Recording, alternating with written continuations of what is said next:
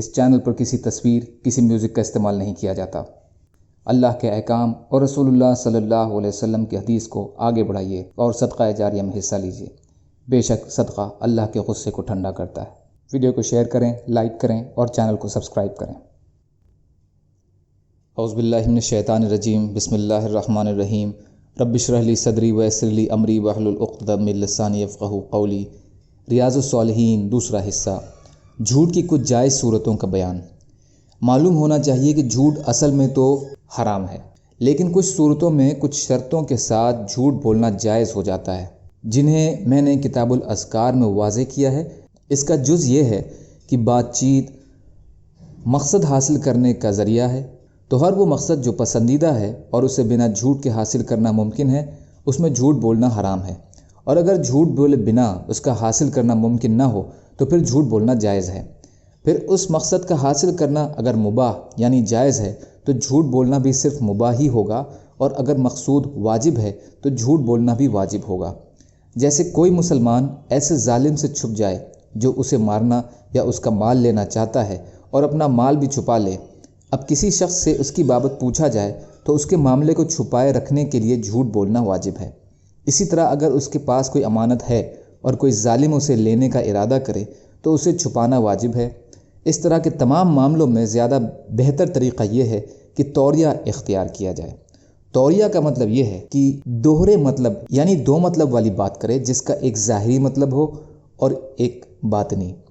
اپنی بات سے صحیح مقصد کی نیت کرے اور اس کی طرف نسبت کرنے میں وہ جھوٹا نہ ہو، اگرچہ ظاہری الفاظوں میں اور اس چیز کی طرف نسبت کرنے میں جسے مخاطب سمجھے وہ جھوٹا ہو، اور اگر توریہ کی بجائے صاف جھوٹ ہی بولے تب بھی اس طرح کی حالت میں جھوٹ بولنا حرام نہیں ہے۔ اس طرح کے حالات میں جھوٹ بولنے کے مقصد میں علماء نے حضرت ام کلثوم رضی اللہ تعالی عنہا کی اس حدیث سے بتایا ہے کہ جس میں یہ بیان فرماتی ہیں، انہوں نے رسول اللہ صلی اللہ علیہ وسلم کو فرماتے ہوئے سنا، وہ شخص جھوٹا نہیں ہے جو لوگوں کے بیچ صلح کراتا ہے تو وہ بھلائی کی بات دوسروں تک پہنچاتا ہے یا بھلائی کی بات کہتا ہے۔ بخاری اور مسلم کی حدیث۔ مسلم شریف نے ایک روایت میں یہ بیان کیا ہے، حضرت ام کلثوم رضی اللہ عنہا بیان فرماتی ہیں کہ میں نے نبی اکرم صلی اللہ علیہ وسلم کو سوائے 3 موقعوں کے لوگوں کی بات سے متعلق رخصت دیتے ہوئے نہیں سنا۔ 3 موقعوں سے وہ مراد لیتی تھیں جنگ کا، لوگوں کے بیچ صلح کرانے کا، اور شوہر کا اپنی بیوی سے اور بیوی کا اپنے شوہر سے بات کرنے کا موقع، فائدہ۔ رخصت سے مراد جھوٹ بولنے کی رخصت ہے۔ دوسرے الفاظوں میں خیر، بھلائی کی چغلی کھاتا یا بھلائی کی بات پہنچانا ہے۔ مطلب یہ ہے کہ 2 لڑے ہوئے لوگوں کو قریب لانے اور ان کے دلوں سے آپسی نفرت اور بغض دور کرنے کے لیے اور دشمنی دور کرنے کے لیے اپنی طرف سے ایسی جھوٹی باتیں بنا کر ان کے سامنے پیش کرنا ہے کہ جس سے نفرت اور دشمنی کی برف پگھل جائے اور اس کی دوریاں ختم ہو جائیں، تو یہ شخص جھوٹا یا چغل خور نہیں ہوگا۔ اسی طرح جنگ کے موقع پر بھی ضرورت پڑنے پر کوئی بات کرنا جائز ہے، ورنہ مسلمانوں کو سخت نقصان پہنچ سکتا ہے۔ تیسرا موقع شوہر اور بیوی کی آپسی بات چیت کا ہے۔